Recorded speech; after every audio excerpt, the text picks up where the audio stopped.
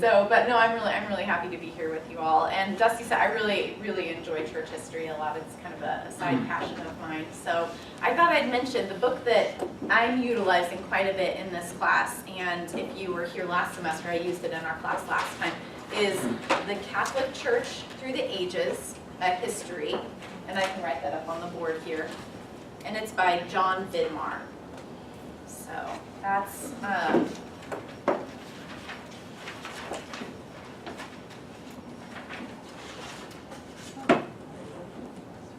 and I would recommend, not to be one of those nerdy people, but I would recommend his second edition of that. He made some good changes, so.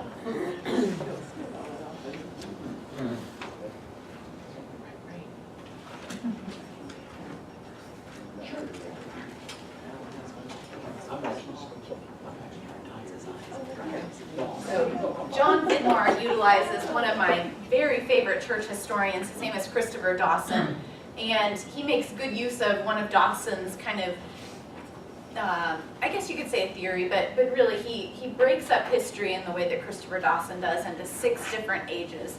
And so Dusty, gosh, didn't do that for me, so he crunched in like a couple of them. I forgive him. But so today we're going to be concentrating on kind of the last 2 ages in this book for this next 3 classes that we do. So I'm excited to be here with you to talk about the modern age. And if you were with me last semester, I really like to give you a timeline for what we're studying. And so usually when I do those timelines, I like to break it up into one side ecclesial history and one side secular history, so that you can get a good round vision about what's going on in the world, right? Because even though we're going into a period where church and state are really separate, there's all kinds of interlappings, right? Because we are integrated people and everything affects everything else. So that just gives you a little bit of a timeline as far as what's going on all over the world, really. And I like to throw in just a few little things like, inventions or, philosophers, important works or art, things that have been coming out during that time period, just so you can get a rounded picture of what's happening historically. And this time we are going to be looking at the 17th and 18th century. So I gave you 2 timelines. Usually I try to just give you one because there's always a lot of information for 100 years. But this time I did 2 for you. So last semester we left off with the Reformation, and that's kind of where we're going to pick up. I'm going to move ahead just a tiny bit, but I do want to pick on a few different things that happen, especially in the 17th century, because what happens in the 17th century sets up the next 200 or 300 years worth of political history and religious history as well. So I thought maybe that's where we would begin. So in the 16th and 17th century, remember, we've had the split of the Protestant denominations from the Catholic Church formally, beginning with Martin Luther in 1521. Then we have Calvin and Ulrich and all of their successors that kind of come on the heels of what Luther does.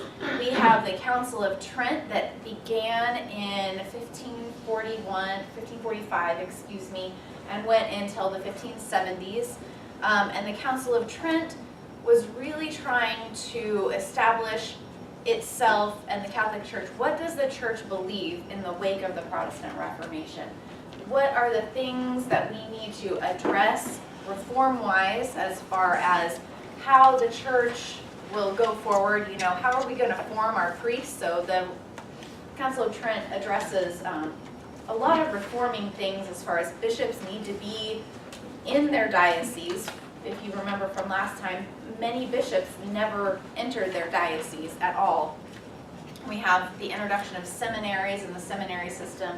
We have a catechism and the reformation of the Mass that happens all after Trent. And Trent is really probably the most important church council that happens really for at least probably 100 years before and several hundred years after.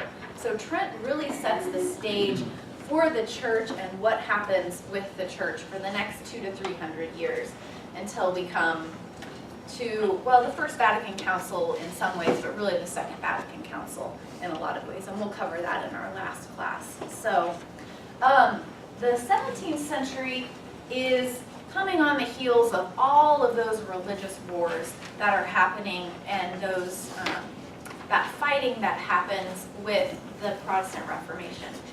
So with the Protestant Reformation, we have the introduction of really princes and kings setting the religious tone for their areas, and that is why the 17th century is so very full of religious wars. And that is why, in particular, the Peace of Westphalia is so very important.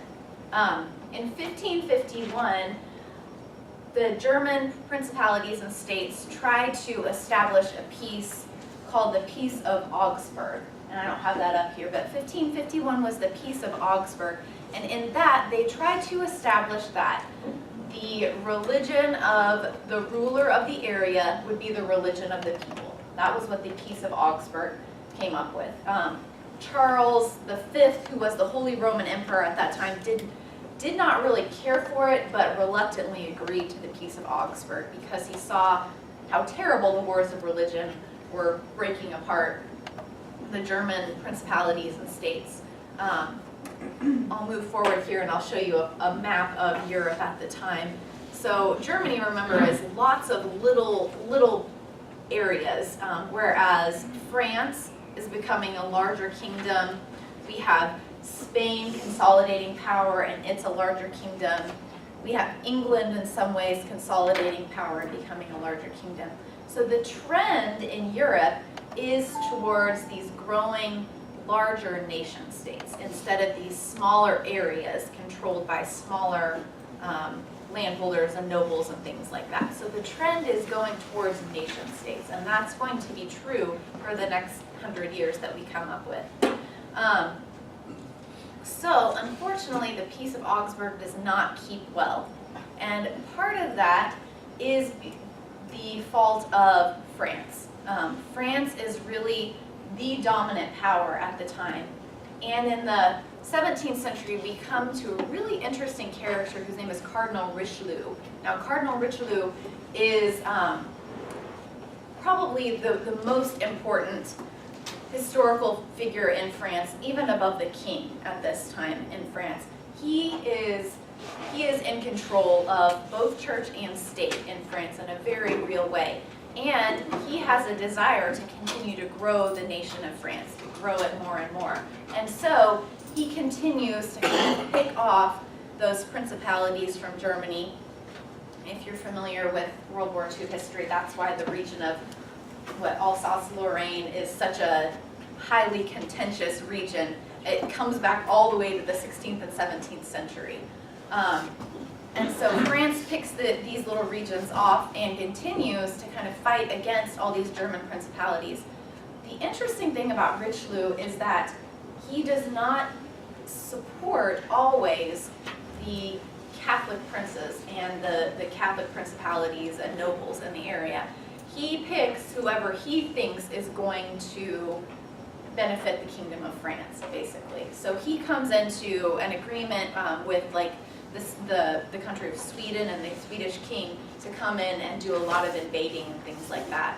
So we have a continuation of the wars of religion into the 17th century, in part because of this combat between Cardinal Richelieu and the Holy Roman Emperor. So we have that happening. I'm not going to get into all of that because it's very messy and takes a lot of time to explain. But Vidmar does a pretty good job talking a little bit more about all of that and the power grab that happens. But the important thing that comes out of all of this is the Treaty of Westphalia, or the Peace of Westphalia is really the better known. So it kind of ends what is called the 30 Years' War in 1648. And it gives equality to Catholics and Protestants in the German states, essentially. So if you remember, the Holy Roman Emperor is in charge of the German states, Austria, Hungary, some little parts of Italy. So he has a lot of reach.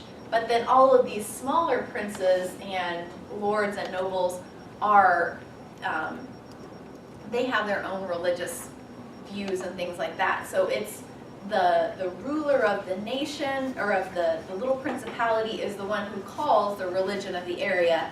But then the Holy Roman Emperor gives equality to both Catholics and Protestants throughout the whole region. And so that kind of ends, in some ways, this contention in the German states, and ends the wars of religion. Germany, after this, is just totally wiped out, right? I mean, they have been through almost a whole century of wars that lead to famine and starvation and a really lack of stability. So Germany is kind of really in shambles at this point. It's interesting also, at this time we have a resurgence of the plague. So in the 17th century, there's a couple of resurgences of the plague, especially in London.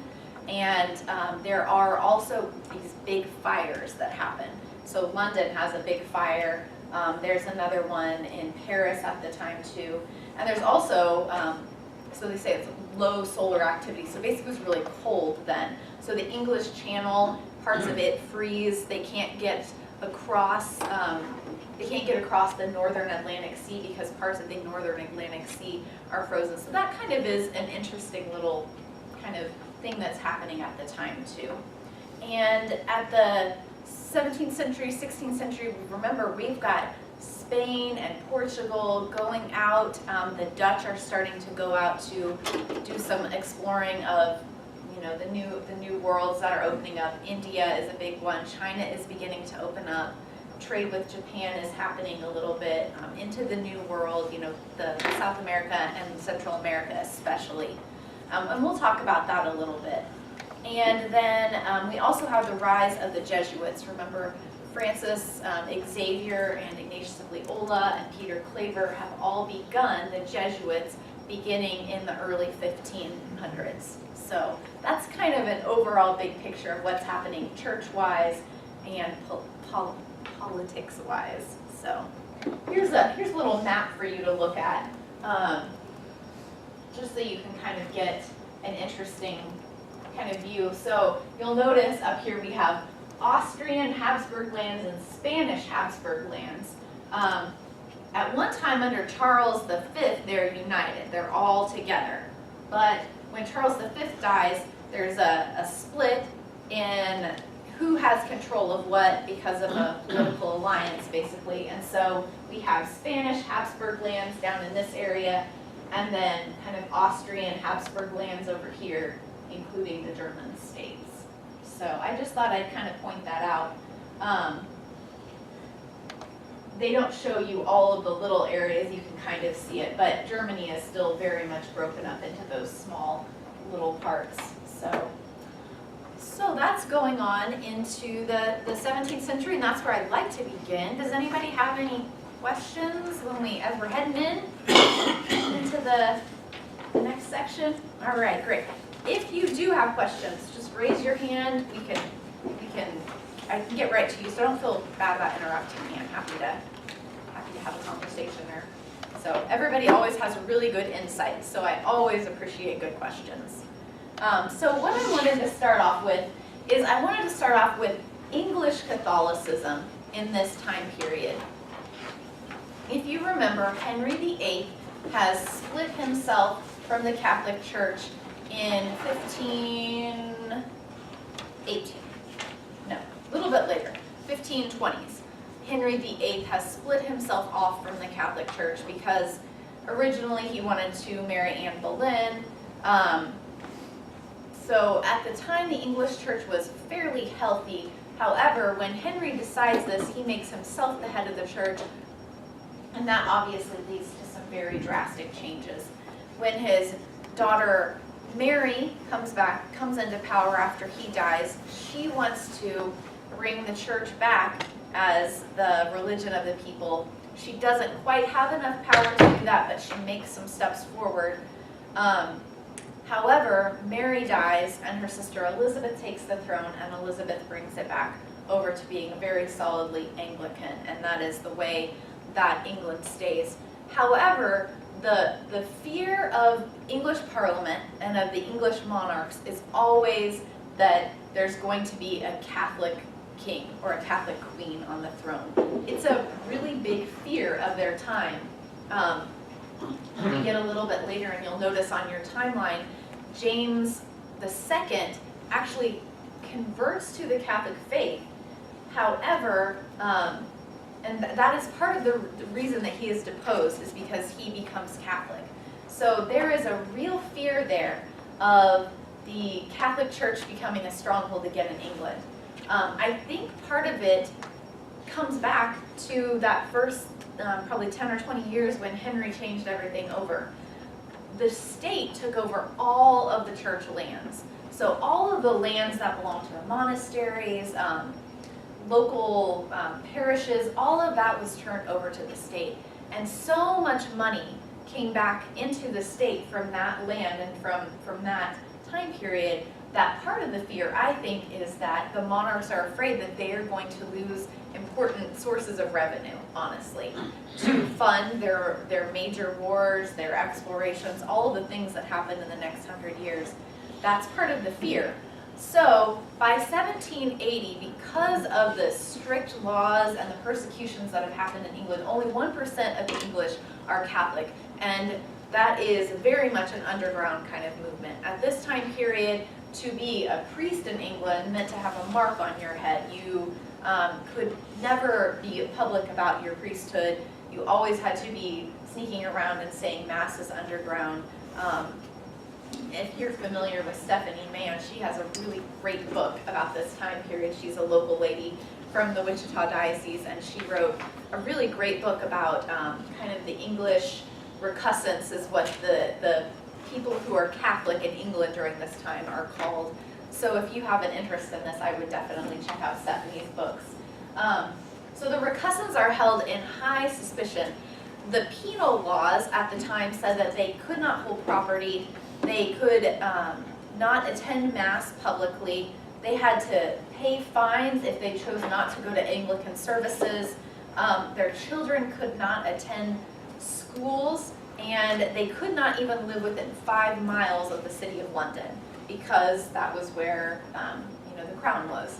So it was a hefty fine to be Catholic at the time. Many of the Catholic lords at the time lost their titles, basically, and those were given over to people who were more in line with the Anglican Church, and that was a very that was a pointed move. The crown, the monarchs did that on purpose to take those lands away from them. During this time, we have James II, who was from the Stuart line. So we have a turnover from the Tudors. Elizabeth was a Tudor, but her line ended because she had no children. So the turnover is to the Stuart line, which is related to the Tudors, but still a different line of the family, basically. So James II comes into power. However, he becomes Catholic, and there is an extreme dislike of James II, partly because of his Catholicism and partly because of other things that he has decided to do. James II brings with him Scotland. So he has a connection to the Scottish throne, and so he unites Scotland and England together, not without some issues there. However, James II he is deposed at the time, and this is when we have the English Civil War happening, and I'm not going to get into all that because it doesn't really go right into what we're talking about. But after the Civil War, Oliver Cromwell and all of that that's happening, and the Puritans kind of rise up. William and Mary come back and restore the English crown, and that's called the Glorious Revolution. And with William and Mary comes a little bit more stability in England for Catholics, and partly because the throne in England becomes not just an absolute monarchy, but a constitutional monarchy. So William and Mary, the important thing that they do is sign the Bill of Rights, which gives Parliament and parliamentary rule a big say in the way that the country is ruled and goes. It's amazing to think, right, that happened. To me, it seems strange that it happened this late in the game. That was 1688.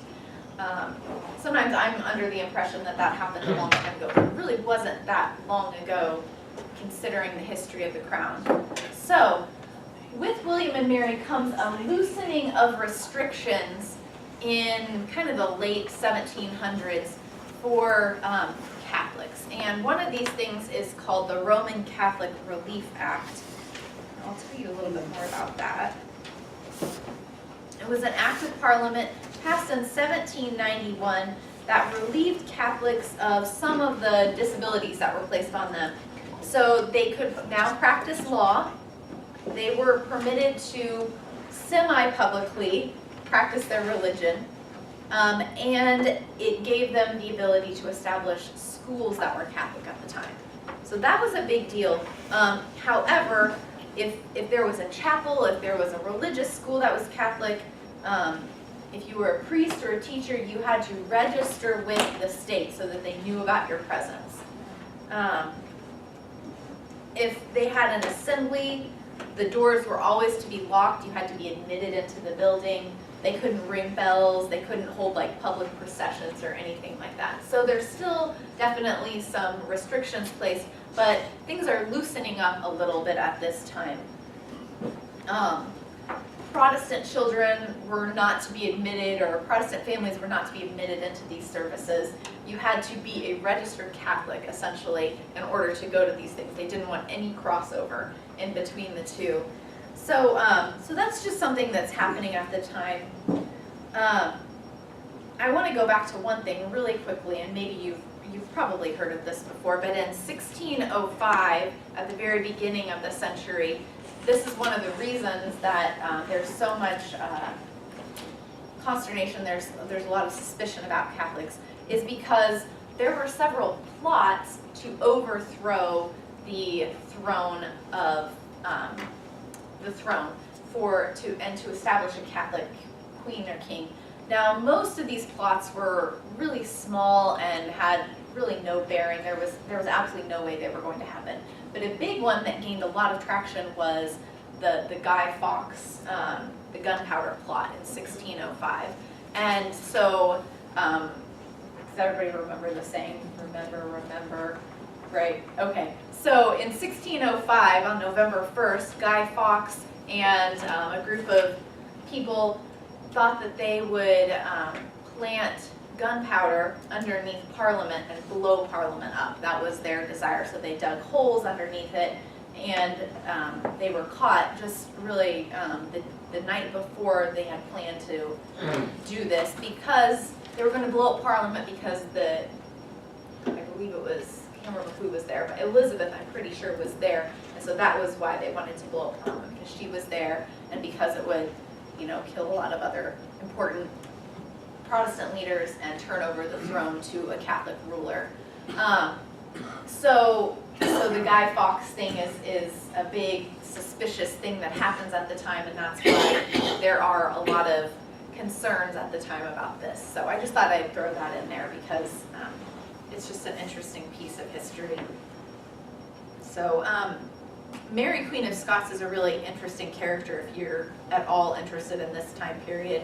I don't have time to get to her, but she's pretty fascinating to look up. I know there's a new movie about her. I have not checked it out, so I can't say whether it's good or not. So, but I like the actress who's in it. You probably don't care about that. Okay, so I wanted to talk a little bit about the papacy and the 16th and 17th, or the 17th and 18th century, excuse me. So, if you remember, the papacy coming out of the Council of Trent is definitely at a low point in some respects. It's gaining a little bit more prestige just because of the Council of Trent. But the Renaissance papacy does a lot of damage to the papacy for the next 200 or 300 years. Because, the fact that there was a lot of immorality happening and there was not a lot of reform happening. So the papacy coming out of the Council of Trent is a little bit in a low place. Number one, because the Protestant faiths have pretty much demolished anything that smacks of authority, right? So everything is about your own personal interpretation of things, whether that's scripture or theology. It really comes down to what do I say about it personally? And so anything that had to do with authority is really suspect at this time from the Protestants, and so that trickles down into the papacy as well. There is the rise of all these nation states around the papal states. The papacy for many years really had a lot to do with choosing the leaders of these temporal powers, right? Like there were coronations that happened for the Holy Roman Emperor, and oftentimes it was family members that were coming from the papacy. So the loss of control in politics is a big blow to the papacy, and that's something that's going to come up in the First Vatican Council. How do we deal with the fact that we are no longer a major political power anymore, a major temporal power? How does the papacy deal with that? How does the church deal with that? That's something that they're going to be wrestling with for the next couple hundred years.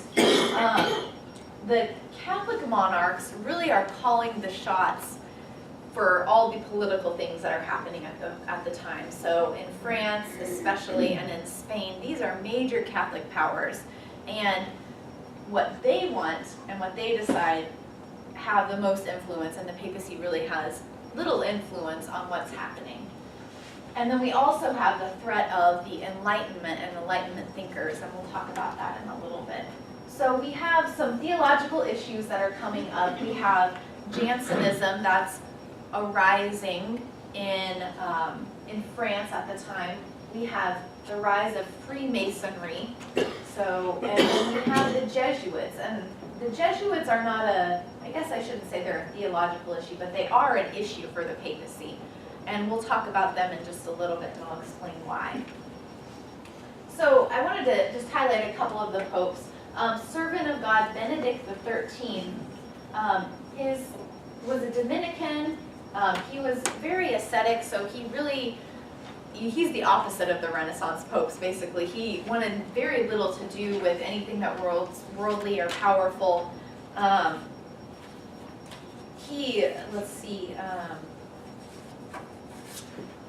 The problem with Benedict XIII was Cardinal Lambertini, who was the Pope Benedict XIV, says that he really didn't have any idea how to rule the papacy.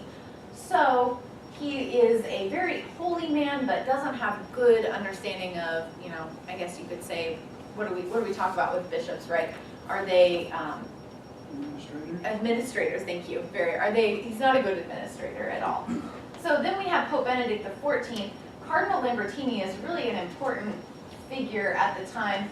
He reforms the seminary system a little bit more and tweaks it so that priestly education really takes on a step-by-step formative period. So it's a little bit more like it is now, right, with a minor seminary and a major seminary and a progression of theological studies. So, so he does some good work. He is really an important scholar at the time too. He was a friend of Cardinal Bellarmine's, Cardinal Robert Bellarmine, who is really important for the Council of Trent and putting it into action, the Council of Trent. So he's a good friend of Cardinal Bellarmine's. He had, he wanted to reverse the secularism that was happening in the European courts, but he also really thought it was important that the papacy had some pomp to it, so he kind of reestablished a few things that showed the great ceremonies and the great prestige that comes with being the papacy. He was very supportive of Baroque art, so a lot of the Baroque pieces and things like that in Rome come from the time period of Benedict XIV. So, and then Pope Pius VI, we'll talk about him, but the big thing with him was that he was the one that was taken prisoner by French troops, Napoleon, in fact, and he was the one who died in France. So I just thought I'd highlight a few of these guys. I really want to talk about today Jansenism and Jesuits, two J's for this one. So Jansenism is kind of the next big heresy that happens along with the Enlightenment at this time. So Jansenism is an interesting thing to arise in France at the time. Remember, in France, France is not necessarily Catholic all the time. There is a big struggle between the Huguenots, the French Calvinists, and the French Catholics at the time. And it's not certain whether the church will continue to hold its ground. In fact, Henry IV, who is the king of France at this time, only becomes Catholic. He is a French Huguenot. He only becomes Catholic because he thinks, well, there's some debate about why he became Catholic, but I think he became Catholic because he thought it was a good political move. He thought it was the only way for him to really maintain the city of Paris, which was extremely Catholic at the time. But he himself converted to Catholicism. So there were times there where it was not for certain that the church was going to continue on with its prestige in France. However, it does when Henry IV comes and he continues that. But the influence of Calvinism is really strong in France. If you remember, Calvin was really harped on the idea that there were the elect and then the damned, right? So he emphasized the fact that there was a predestination to our salvation, essentially. And so this is an idea that Catholics take up and twist a little bit. So they've twisted this idea of predestination, and essentially Jansenism says that we are completely depraved as human beings when we are born. We have original sin, yes, but there is no goodness within human nature. God's grace is the only thing that allows us to go to heaven. There is nothing within human nature really that can cooperate with grace. So there's that lack of idea, right, of the cooperation of free will and intellect with the grace of God that really balances out Catholic theology in a lot of ways. Isn't that a Martin Luther kind of? It is, definitely, yeah. Calvin was really emphasized depravity as well, but you're right, Luther does too. Lutheranism kind of softens it a little bit after Luther. So in Jansenism, which comes from this abbot of, let me double check, Cornelius Jansen, who was an abbot in Port Royal in Paris. So this is kind of the center in Port Royal in Paris. So he says that grace is only for those who are elected, that God actively gives grace to some, but refuses it to others. So obviously we can see the problem with this in Catholic theology, right? Like, God does not pick and choose who he gives grace to. We cooperate with grace, but God's grace is for everyone. It's for everyone in general, and it's also for everyone in a particular way, right? So God sees us particularly, and he also sees us as the world that needs salvation. Jansenists identified themselves especially as rigorous followers of St. Augustine, and they kind of root their theology in Augustine in particular. And so it's an interesting combination, right, of twisting Augustine and then a little bit of Calvinist thought. So in 1653, Pope Innocent X condemned this theology of Jansenism. Now, it had already been around for about 50 years before he actually condemned it. So it took hold in France in a major way. And he condemned in particular their understanding of predestination, basically the way that they've twisted the thought of St. Augustine, and the fact that there is no place for free will in Jansenist theology, basically. 1713, Pope Clement issues a bull calling it an actual heresy instead of just parts of the theology that are incorrect. However, Jansenism really has a hold on France for the next, I would say, several hundred years, really. The idea that, that there are elect and there are not elect, the idea that we can somehow, that we are totally depraved, our human nature really has nothing good about it. Those are things I feel like that sometimes we still fight in the church today. I think it's really interesting. So at this time, we had the 1600s, and one of the spiritual things that are coming out is St. Margaret Mary and St. Margaret Mary Alacoque, right? And the devotion to the Sacred Heart. So in some ways, the devotion to the Sacred Heart is the antidote to Jansenism, because Jansenism says that, we can do nothing to save ourselves, essentially. It is only God's grace. And Jesus, in the devotion to the Sacred Heart, what he tells Margaret Mary is that, yes, my heart, there are many things that hurt my heart that I need you to participate by making reparation for, right? I want you to love my heart in particular. So Jansenism has this almost cruel theology, and devotion to the Sacred Heart has this very intimate and close connection with Jesus's person, really the person of Christ. And so I see the timing there as very providential, right? God always has the antidote to whatever is happening, that swings us too far on one side of the pendulum. And so I feel like the theology of the Sacred Heart is really the antidote to this. And that is why it takes such a big hold in France in particular, but then it spreads over to the New World, right? How many Sacred Heart parishes do we have in the Wichita Diocese? Quite a few. So one of the things that I see that remain here in the church from Jansenism is the idea that, the idea of infrequently receiving Holy Communion. Too much scrupulosity about the sin that we hold, right? The church tells us that mortal sins keep us from receiving Jesus in the Eucharist, but venial sins are wiped away. However, Jansenists thought that any type of sin should keep you from receiving the Eucharist. And we can see this, maybe not so much in America, but definitely the rest of the world. There's still kind of a stronghold of this thought. I went to Mexico and spent several months there, and that was very much something that I saw, was that people don't receive communion frequently there. And then also Jansenism, and I didn't really talk about this, but there was a disregard for authority, especially the Pope, which is kind of a different thing that happens in France. So, does anybody have any questions about Jansenism?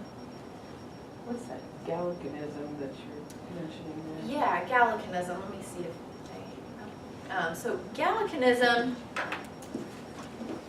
is another thing that happens in France. So France has all kinds of strange issues happening. We have Jansenism happening, we have Gallicanism happening, and both of these things usher in France into the French Revolution.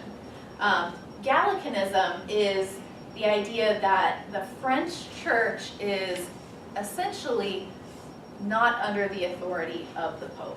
It does not have to submit to things that the Pope says necessarily.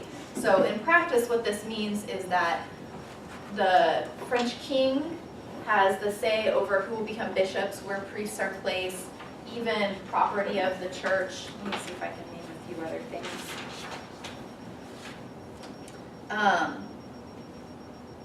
Any bulls or anything that the Pope writ could only be distributed in France if they had authority from the French king.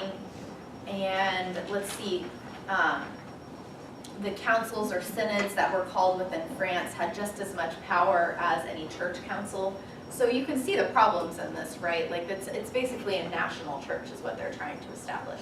In name Catholic, but essentially under their own authority is what Gallicanism is about. So,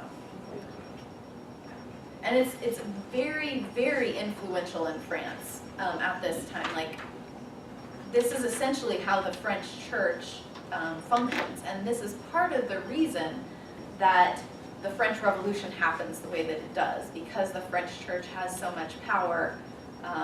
That power and money and property is something that the revolutionaries really want to grab at once the French Revolution kind of turns toward a more violent route.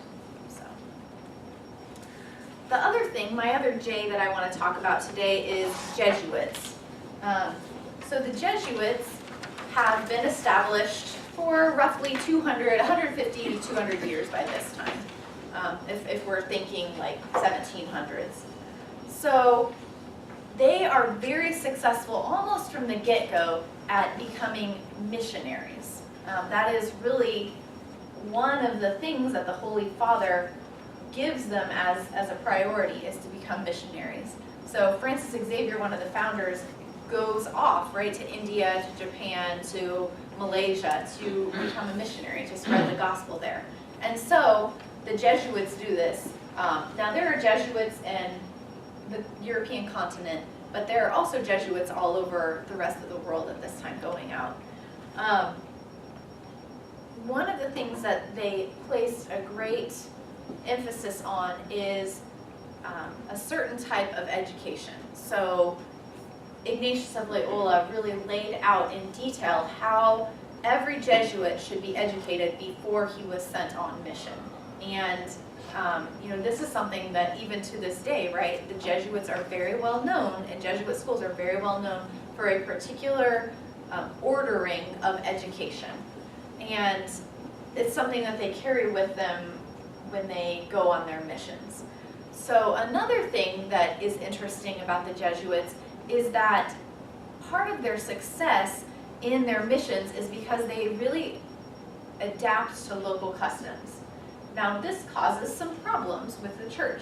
There's the tension there, right? Like, for example, in China with Matteo Ricci, when he comes into China, one of the things that he tries to incorporate into what he's preaching is the Chinese idea of ancestor worship.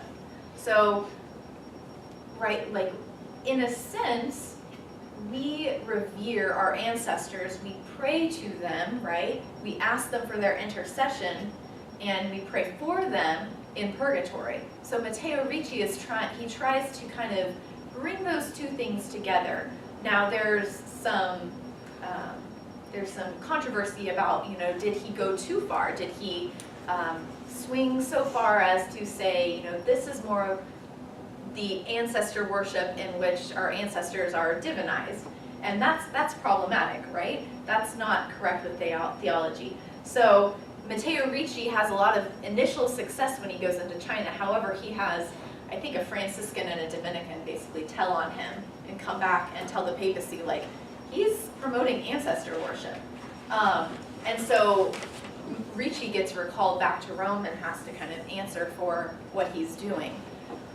But this is an example of what the Jesuits do. They try to adapt to local customs.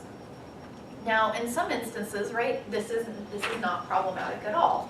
This is what the church does, right? Like, the church is not a European church. The church is a universal church. And so, there is that aspect of, what are European customs of the faith, and what are European traditions of the faith, expressions of the faith, and what are the universal expressions of the faith that need to be, distributed everywhere that the church is. So there's that tension, right? It's an interesting tension to think about. And so, has anybody up here seen the movie The Mission with not Denzel Washington. Robert De Niro. Robert De Niro, thank you. Yeah, that's a really great expression of this, what happens in that movie, right? So I'd encourage you to maybe go out and see that movie, The Mission. It's got Robert De Niro and who's the other guy? Jeremy Irons in it. Anyways, it's kind of long, but it's really, really a beautiful movie. So that's something that the Jesuits are dealing with at the time. So the Jesuits go, especially to China. They go to Japan until they're expelled from Japan. And then they began to go into the Americas, especially South America. The Jesuits really are the first ones, however, that come into Canada as well. And really they come of their own initiative. They're not invited by the French crown. The French crown is pretty apathetic towards religion at the time. As long as religion doesn't affect their trading and things that are happening, it's fine if they're there, but if it does affect it, then there's problems. And so it's a really interesting and beautiful time of the church, I think, the missionary expressions of the faith. And it's not perfect, right? Nothing is ever perfect in the church because we are a church made of sinners, but it really is beautiful. And for me, I have an interest in evangelization, so it's always beautiful for me to look back to this time of the church and see like God is always doing something new and beautiful in the church, but it always is carried back to the gospel. It's always carried back to the essentials of the faith, and that's what these missionaries are doing. So I thought I'd just also talk just a little bit about the Dominicans and the Franciscans, because they are really important. Oh yeah, Dusty. Before we move away from the Jesuits, if anybody would like to really get a sense of what I believe to be a wonderful portrayal of what Jackie's describing, and Alan might second this because we just read it together, is Death Comes for the Archbishop by Willa Cather. Yes. Really exhibits, I think, the true to the heart of the gospel of what the Jesuits originally were all about. Yeah, It's a beautiful book. It's a pretty quick read. Yeah, too. it's not very long. Yeah, it's really beautiful. We just took a trip down to that area of the country, and so I reread that book right before our trip, and it was really impactful to have those two things come together. So yeah, definitely. So coming into the Americas by way, especially of Mexico and the Caribbean, we have the Dominicans and the Franciscans who had more hold in Spain and Portugal. So that's why they're coming in, right? They're coming along with those explorers that are going into that part of the area. And they're also going into the hearts of the Amazons as well. So a couple of people I just want to highlight a little bit further on into the 1700s are Eusebio Kino, I don't know if you've heard of him, and Junipero Serra, Saint Junipero Serra now, but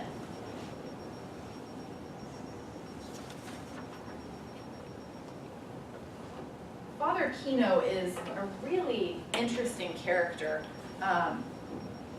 He is one of the most well-traveled missionaries on the, in the Americas, essentially. And he goes everywhere. He begins in Mexico, he goes down into Texas, he goes up the coast of California, up into Washington State, goes back down into Central America. I mean, this man was everywhere, and really was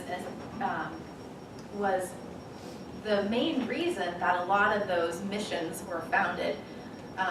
So the California missions are a little bit further on into the 1800s, and but I just wanted to highlight those two men in particular as really instrumental to the spread of the missions and the missions into America in particular.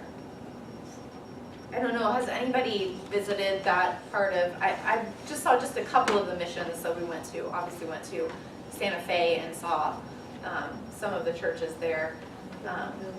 Yeah, and I visited some of the California missions as well, and those are really beautiful. It's kind of an interesting part of our American history that, it doesn't directly tie into all the founding father stuff, so we kind of don't remember that part of it, but it was happening at the same time as all of that. Yeah, Joan read the book too. I didn't see you sitting there, Joan. Oh, yeah. Yeah. Awesome. He does missions in Arizona also. Right. I have a question about why wasn't, maybe they were, I'm not familiar with history too much, but why wasn't the church so fervent about going into Africa as they were Asian Americans? Right, that's a great question. They were on the West Coast. There were a lot of missions along the West Coast when the Portuguese came, especially. So the Portuguese are the first ones to explore the western coast of Africa. I think part of it is that we have North Africa that is predominantly Muslim, right? So there's a lot of hostility there, so you know, your missionaries can't get in there. And then the Dutch really quickly take over that western coast of Africa. And so the Dutch are predominantly Protestant, so we don't have a lot of Catholic missions coming in that way. Yeah. It's a great question. A lot of it, right, it's just that interesting intertwining between temporal and you know, church stuff, so yeah.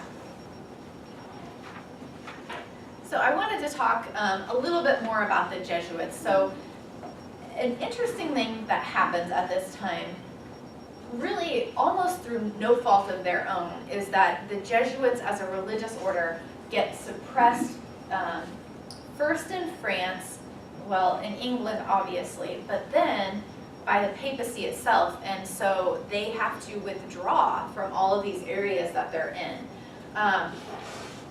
Part of it is that the Jesuits kind of make themselves, well, they're kind of the enemies of the Jansenists, but also they make themselves kind of an enemy of the Gallican Church. We talked just a little bit about Gallicanism.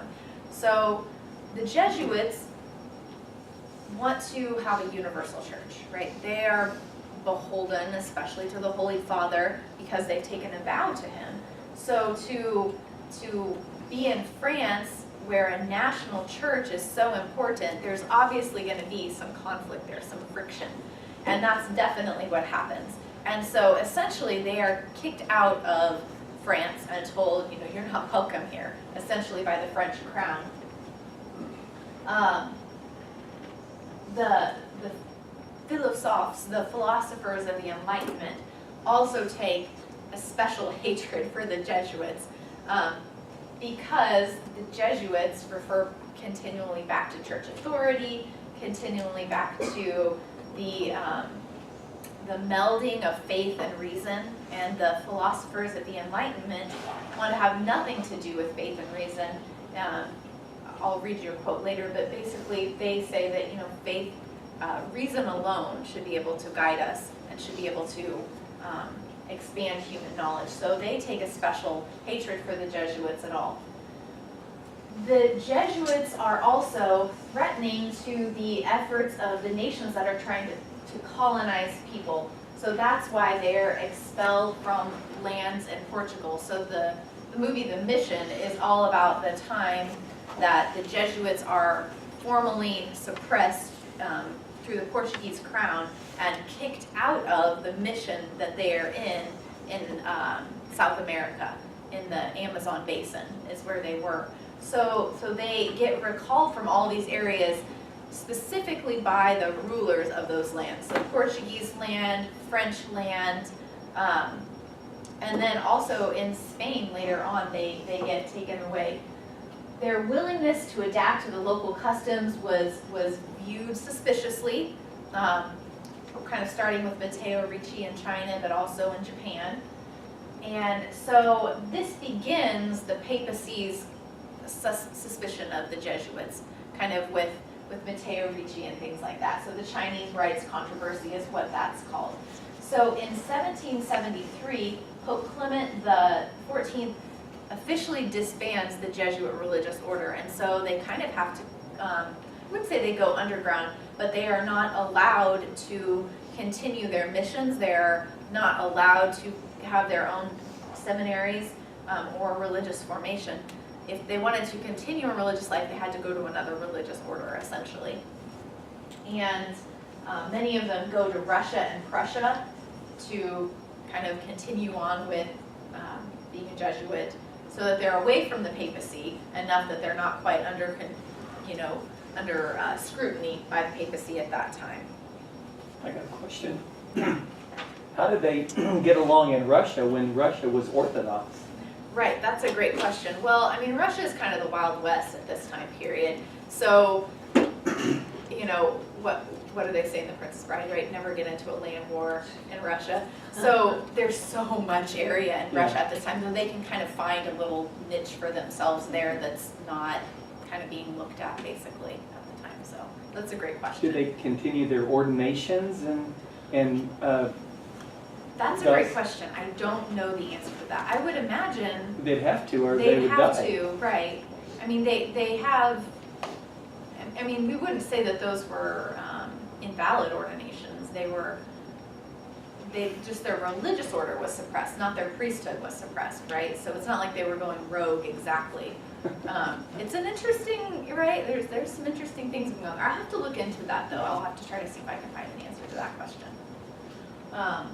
So the Jesuits are being suppressed. Something else I was going to mention. That doesn't apply here. So anyways, does anybody else have any questions about the Jesuits at this time period? It's really interesting that they get suppressed and then they're finally allowed to reestablish themselves as a religious order, but not until the middle of the 18th century. Yes?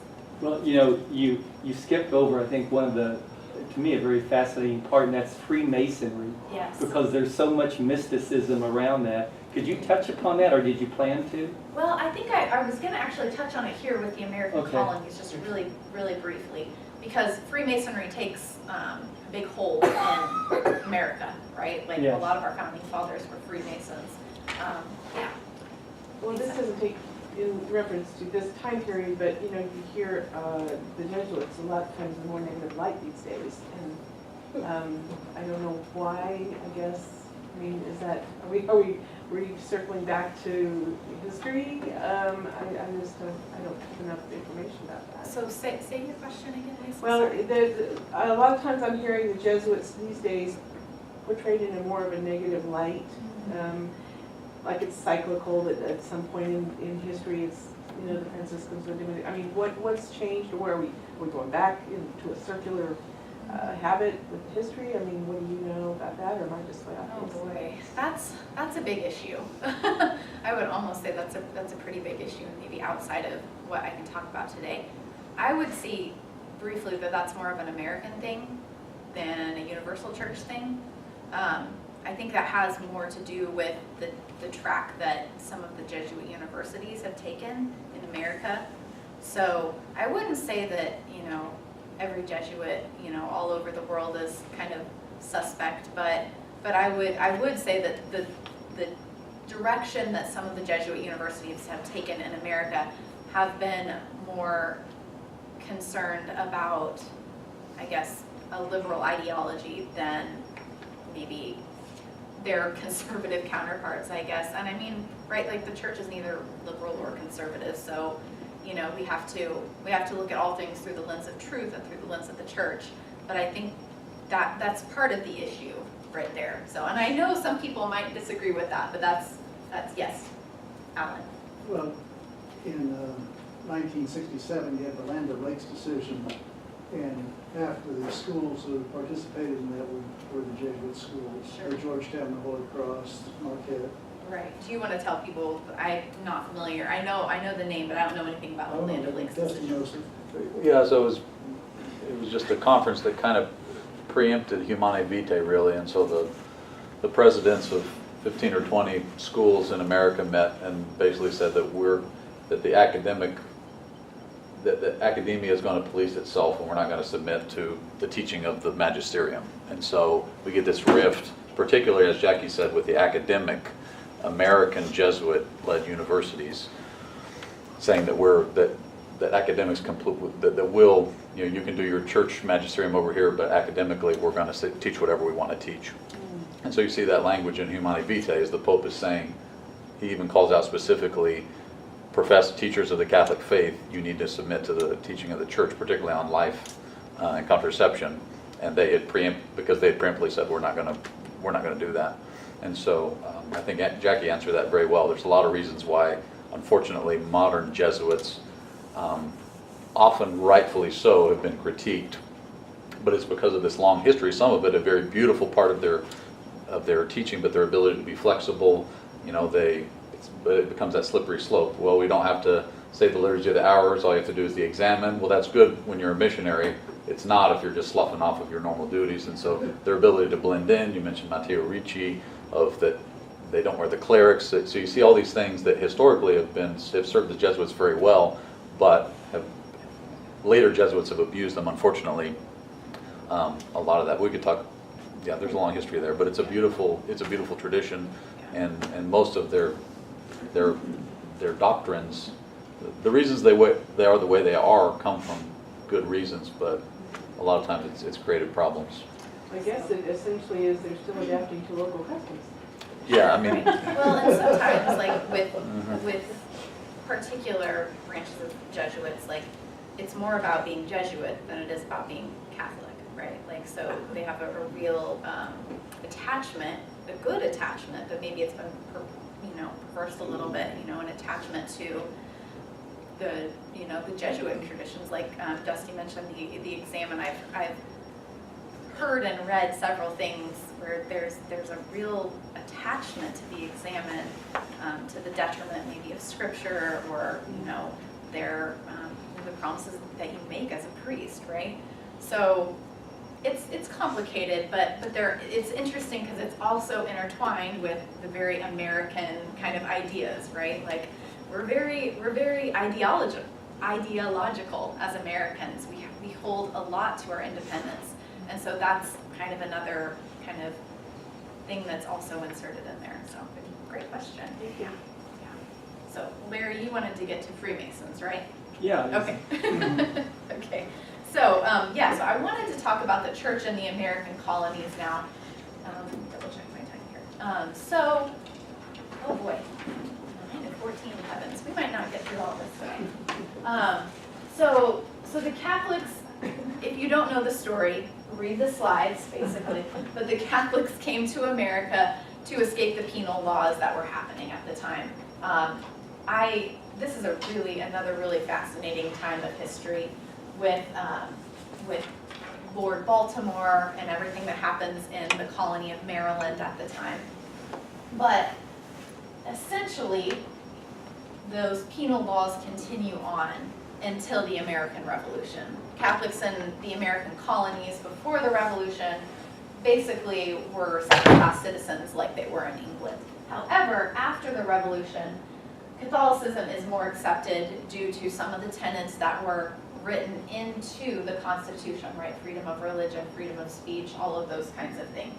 And it was due in part also to Catholic patriots, right? We have several Catholics who were signers of the Constitution, signers of the Declaration of Independence. The Carroll family is really an important family in the beginning of the American church and the beginning of America as America. Charles Carroll is a signer, and then his uncle or nephew, I can't remember, is the first bishop of the American Catholic Church. So when the Revolution happens and we become an independent country, the Pope makes America its own diocese, essentially, and John Carroll is our first bishop. So it's really kind of interesting to look at that time. And Baltimore becomes the first diocese. However, there's going to always be a little bit of an undercurrent of anti-Catholicism within the church going on into the 18th and 19th century, and then the influx of a lot of Catholic immigrants. That's also part of what happens here. So, Larry, what in particular about Freemasonry were you? Well, I just know that, Freemasonry has really, it's influenced America. It's in industry, but it's just really interesting how the church came out against Freemasonry. I mean, it goes back to like even the Teutonic Knights and all back in there, in the Knights Templar and all of that. It's just kind of a mysterious type organization. It seemed like at first they were Catholic or Christian, rooted in the Crusades, and then they came down. And why did the church really? What was about Freemasons that the church said, Catholics cannot, and it goes down today because there are people of influence, and you can't, like in certain industries, if you were not a Mason, you would not get ahead in your factory, in your company, or any place else. Right. My dad experienced that at General Motors. That's really interesting. Yeah. I think that's true. I think part of it is just like the tenets of Freemasonry, right? Like it's in particular against the Catholic Church, right? It's kind of it's one of those kind of neo-Gnostic kind of societies, I guess you could say. I mean, it's kind of pseudo-religious too, right? Mhm, Like it there's is. some religious aspects to Masonry that are, you know, directly conflict the Catholic faith. I mean, I would say that's essentially what happens. And I think it's really this time period where Freemasonry kind of becomes the Freemasonry that we're all familiar with in some sort of a way. So, but I would say, I mean, that's probably the biggest reason, is just that it's a secret society that is in particular anti-Catholic, has kind of Gnostic influences in its thought. But So- I just want to say, there are Protestant denominations that embrace Sure. Freemasonry. I mean, Yes. you can be a Freemason and be, especially Methodists, Presbyterians. And so I'm thinking, well, are they anti-Christian? And so, I mean, you can be a Mason and be a Protestant Christian. So was it against, so I didn't know if Freemasonry was against Christianity. They were just fooling the Methodists and making them think that. I didn't know. I don't think it's specifically anti-Christian, but I know there are, it's been a while. I'll say it's probably been like 5 or 10 years since I've looked into Freemasonry, but I do remember reading that there are specifically anti-Catholic things that are written into kind of the bylaws of Freemasonry, and so that's part of the reason. So, but I I think mean, a lot I of that think, has to do with the papacy. yes, correct, right. I think some of the other things though, like the Gnostic kind of influences, I feel like it's kind of like there's levels of it, right? Like you can be kind of be kind of at the top level here and have kind of just a surface, you know, membership, and then, you know, you go down deeper, right? And so it's kind of at those deeper levels where those more Gnostic influences really come out. So, I mean, obviously I would never, you know, support anybody becoming a Mason because of those deeper influences, right? So, yeah. They still do the St. Patrick's Day parades, though. What's that? They still do the St. Patrick's Day parades, though. Right. So, Yeah, the Yeah. Shriners. This is a good point, thanks, Steph. Jackie, is there a book you recommend about the establishment of Catholicism into our country? Yeah, there is, I can't remember what the name of it is, but, so, I Google it, but I wanted to yeah, get sure. well, one really influential writer, John Courtney Murray. This is Jesuit. Yeah, who's Jesuit? Take him with a grain of salt. He's probably one of the foremost experts on American Catholicism and gives a pretty good overview. I think his book is either called Catholicism in America or American Catholicism. I think it's American Catholicism, because I remember my professor taking issue with that. So anyway, but John Courtney Murray is a pretty good expert on the Catholic Church. He gives a pretty good overview of the history of the Church in America, from founding fathers and the missions until, I think, Vatican II. So, Thank you. yeah. Is the Carroll that was bishop in this diocese, was that family Carroll related? That's a great question. I don't know the answer to that. That would be really fascinating to find out. that too. Because there's, I mean, Yeah. a guy that was the first American Catholic bishop in Carroll, that's kind of an unusual name, so they must have had a strong Catholic family, and Carroll is a very prominent bishop here in this diocese. Yeah. Is there any He came from connection? St. Louis. Huh? Oh, Mark yeah. J. Carroll came from St. Louis, There we go. not Baltimore. No, but But yes. But maybe that's there's several hundred years ago. Yeah, yeah. Well, I mean, the second diocese in the United States was in Kentucky, right? So there was definitely a westward influence. Really? So, yeah. So, it's kind of everything. Uh-huh. So- Everything east of Kentucky was one diocese, and everything west of Kentucky was another diocese for a while. So, okay, let's see what my time's here. Oh, I'm gonna have to stop here, and come on, guys. So no, that's okay. We'll get through the Enlightenment and the French Revolution and all that really fun stuff. We'll do that next time. So I'll give your brains a break. So, but I did want to point out there the reading by James Hitchcock. I think it's on here. So that's a really good read to kind of get you into next class, what we're gonna talk about, secular humanism and the Enlightenment. So, but thank you guys all so much. I really enjoy being here. You, Jackie.